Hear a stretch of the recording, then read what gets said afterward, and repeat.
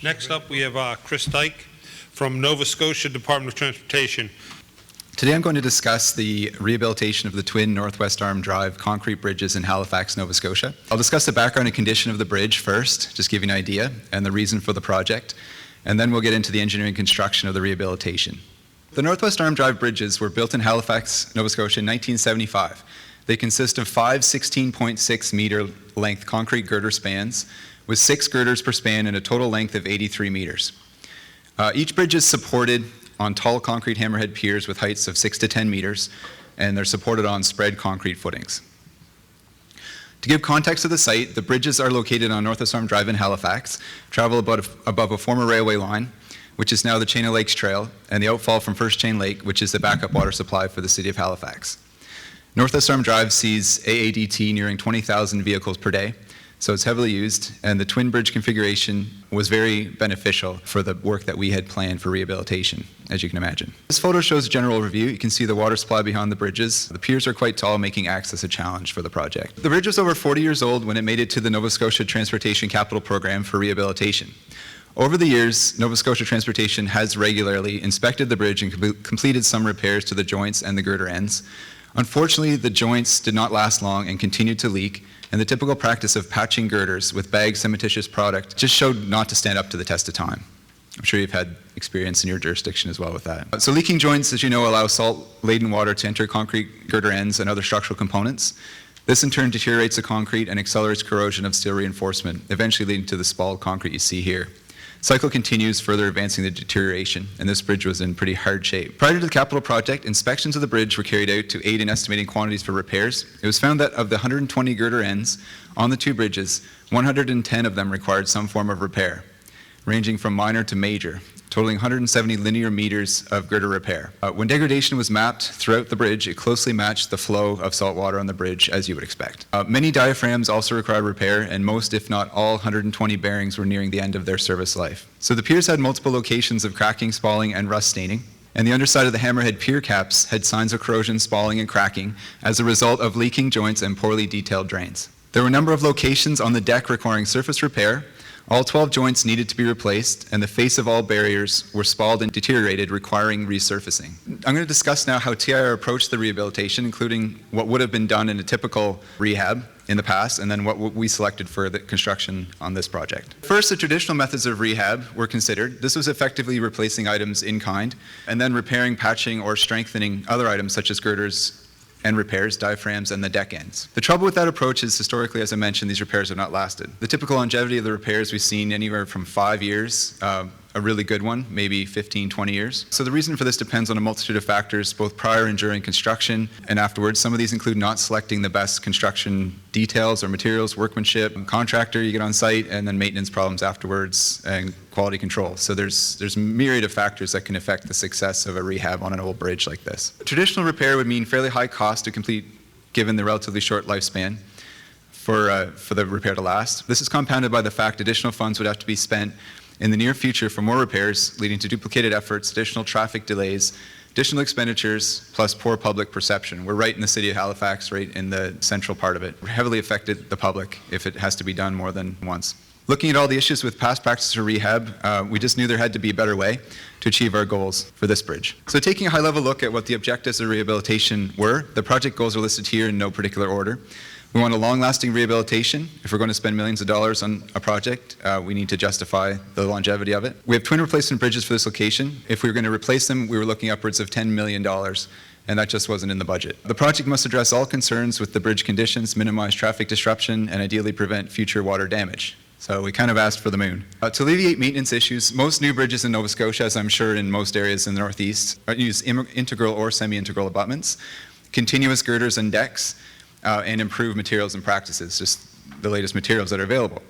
So a similar thought process of design for longevity was used as we approached the rehabilitation of the Northwest Arm Drive bridges. The rehabilitation approach chosen was to trial a new approach where all joints in the bridge are eliminated through engineering design. All piers are integrated with the bridge girders and deck, and abutments are converted to semi-integral. While a similar idea of link slabs has been used in the past, this was the first time that this was done in Nova Scotia. After in some of the sessions I'd be interested to hear from others here if you've used a similar approach and what your results were over time. So what does all this mean? The original configuration has an expansion joint at the end of each span where it can leak onto girder ends. Pier integration means removing the joint, deck ends, and diaphragms from each pier location, form up the remaining void flush with each face of the pier, clean up all of existing girder ends, so remove all the spoiled concrete, brush the steel, and then put in reinforcement and fill the void with concrete flush to the top of the deck. At the abutments, it means converting them from this, where the expansion joint is here and would leak onto girder ends and bearings, to this configuration, where the abutments are semi-integral, and that'll move our expansion and contraction to the bridge approach, where if it leaks, it's less likely to impact our girder ends. Full integration eliminates the need to jack and support girders during rehab, which is safer and easier for the contractor, especially when jacking against damaged girder ends and pier cap concrete. It eliminates the need to replace existing bridge bearings, reduces the quantity of girder repairs, eliminates leaking joints, and then improves the surface smoothness. This bridge had some very strong bumps as vehicles went across it. Some further advantages include a simplicity of the system is a benefit to all the parties involved. The repair process is faster as there are fewer steps with reduced effort to repair the girders. Advanced analysis had to take place, of course, to ensure that this was even feasible. The joints that were there originally were there for a reason. The designers knew what they were doing with the expansion and contraction, and now we're fundamentally changing the structural behavior. So I'll talk about that analysis briefly. So my involvement on this project started before I joined the transportation department, when I was working at a structural consulting firm. So I'll bring that perspective as well to the talk. The team I was on there inspected the bridge for transportation and reviewed the available drawings and geotech information. And we realized that we would have to be sure through analysis that it would work before the department could proceed with this plan and we could hang our hat on it. To boil it all down, the main effect that we had to predict was how the bridge would behave when 5 single simple spans of around 16 meters became one continuous span over 83 meters in a concrete bridge. So what does this do to a bridge when you force it to go from simple to continuous? Preaching to the choir here, but briefly, on the left I'm showing the behavior of a simple span. The shear is balanced and the bending is uniform and goes from essentially 0 at the edges of each beam and rises to a maximum in the center of the span. On the right, I'm showing the behavior immediately after integration to continuous. You can see that the shear is no longer uniform. The pier has attracted additional shear as the peaks are higher. Also, the structure is no longer as free to rotate at the support locations, so this attracts bending moment to the piers. So after integration, the piers were suddenly subjected to higher vertical shear and also more bending than they were designed for. To capture the key effects going on in the bridge, we developed beam and shell finite element models, and we looked at cracked and uncracked situations as concrete behaves, as you know, in a different manner depending on the cracking condition. We also developed shell models of the piers and footings to capture effects like two-way bending in the piers, differences in the settlement of the various soils under the bridge after integrating the structure to continuous, also pressure under the footings with the increased loads and increased bending. So this slide shows a base level FEM model with the deck shells turned off, so you can see the configuration, girders, piers, pier models and support condition, and the slight curvature to the bridge, which complicated things. And going back to the diagrams I showed earlier of simple versus continuous behavior, this is a model of the bridge behavior under its own dead load. You can see the additional bending at the piers. The convention in this model is sagging of the structure, shown as orange or red, pointing up above the girders, and hogging is shown as yellow and green. We changed the abutments to semi-integral, so they were free to slide to allow the much larger temperature movements to be taken up there. And in the diagram above, you can notice the end spans are similar to the simply supported beam case without any bending attracted at the abutments anymore. Here we see an envelope of results for 2 design trucks running as moving loads on the bridge in the 2 lanes. The trucks were positioned at multiple locations on the structure, and we are seeing the maximum and minimum bending moments in the diagram that were then added to the dead load of the concrete and increased by all the appropriate factors under the Canadian Bridge Code S6. You can see here again the increased bending moment at the piers on the continuous model. Some of our analysis cases looked at the compounding effects on the structure of wind loading, particularly because the piers are so tall and the area is relatively open to winds. As you know from the recent hurricane, Halifax does get a lot of wind. The diagram shows just one case of many wind load cases where the wind was applied as the partial quarter point loading, and you can see significant additional bending occurring in the piers to resist this sideways loading. The one case we were particularly concerned about when we were going in was what would happen when we increased the pier loading and one of the piers was on a different soil than the adjacent pier or abutment.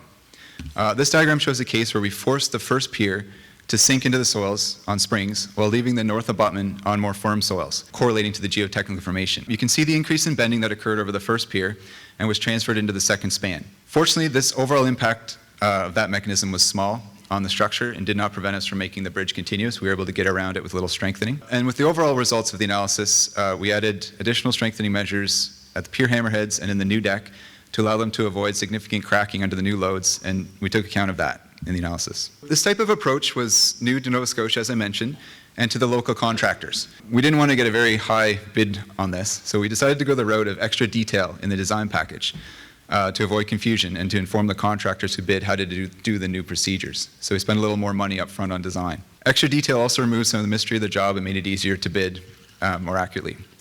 One example of this was in detailing exactly how much of each girder needed to be repaired, not leaving it up to site analysis, and by what procedure. All procedures were diagrammatically outlined and also had a set of notes describing each step. Here are the girder repairs that were required outside of the new Pier Integration areas. So you can see the list is quite small compared to the 120 girder ends. This is one of the 4 procedures for repairing girder ends that was developed and referenced in the table that I showed you previously. Now I'm going to talk about construction. The construction phase of this project was interesting and different compared to a traditional rehabilitation of a concrete bridge. I'm going to show you some of the steps that were followed by using pictures that were taken in the field. First step was to divert traffic. We were lucky we had the ability to cross over to the other structure. The traffic was maintained as 1 lane in each direction during the work. The successful contractor chose to remove concrete using hydrodemolition. Hydrodemolition, if you're not familiar, involves shooting high pressure water jet at the concrete with a pressure up to 20,000 psi, converted that for the US here, and disintegrating the concrete into small pieces.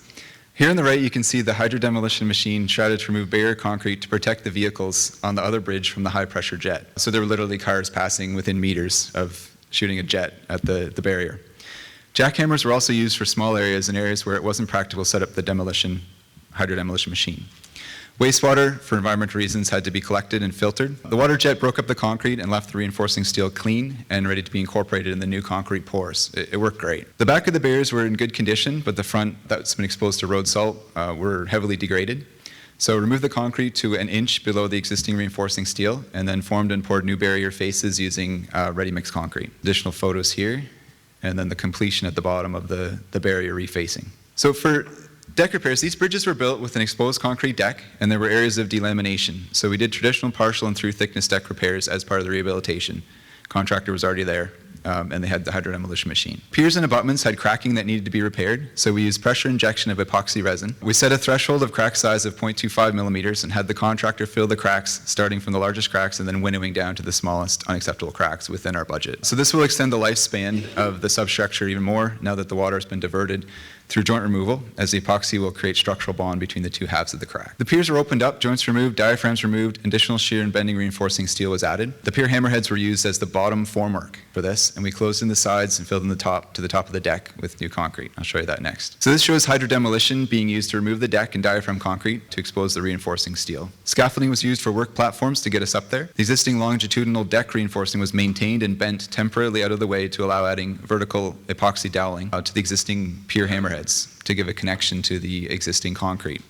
So we went from a hammerhead that was this deep to almost double. So we actually got back a lot of capacity through doing this, and we connected the 2 together with epoxy dowel rebar. The existing pre-stressing strands were located in the ends of the existing girders using radar, it's GPR, and holes were drilled through the ends of the girders to provide locations to pass steel bars through the girders to provide shear connection to the new concrete. These photos show the new vertical and shear reinforcing that was added to the integration areas.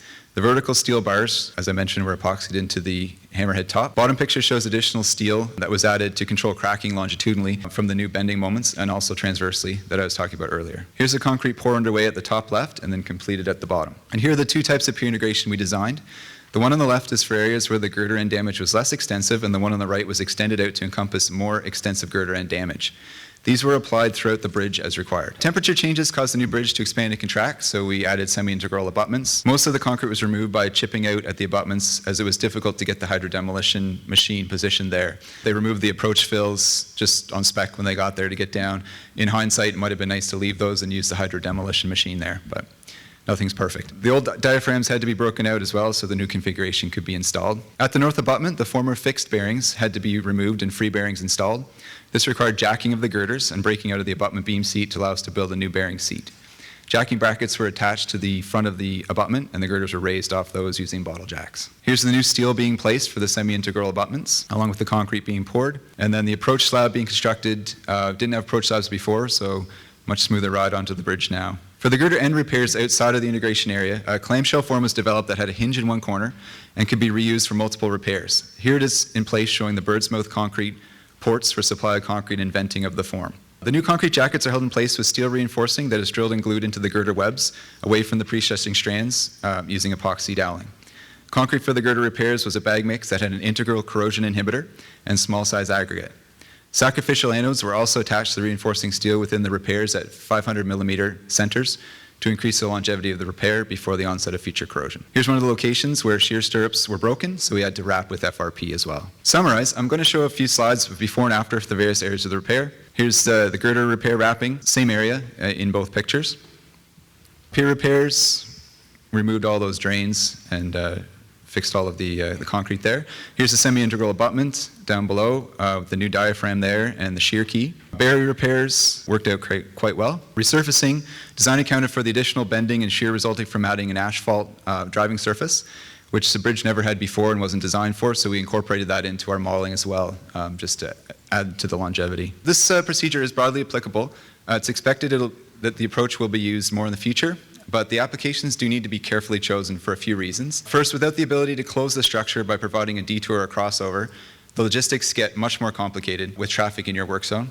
And also, converting from simple behavior to continuous behavior in the same span, half by half, it's not feasible without a lot of additional engineering. Design effort is more extensive and complex than traditional approaches. In summary, the low bid for construction was 1.6 million US for both bridges.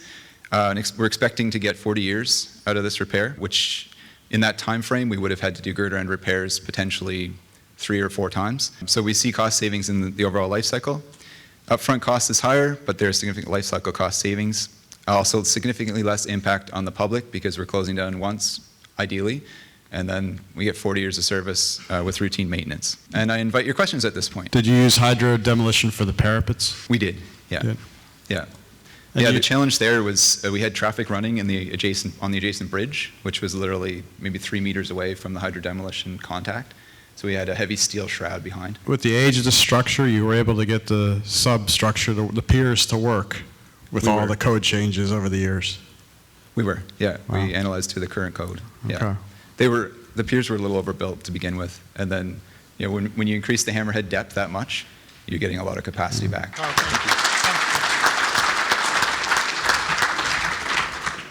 The preceding was produced by the National Center for Pavement Preservation. More information can be found on the web at pavementpreservation.org. Additional support provided by Michigan State University.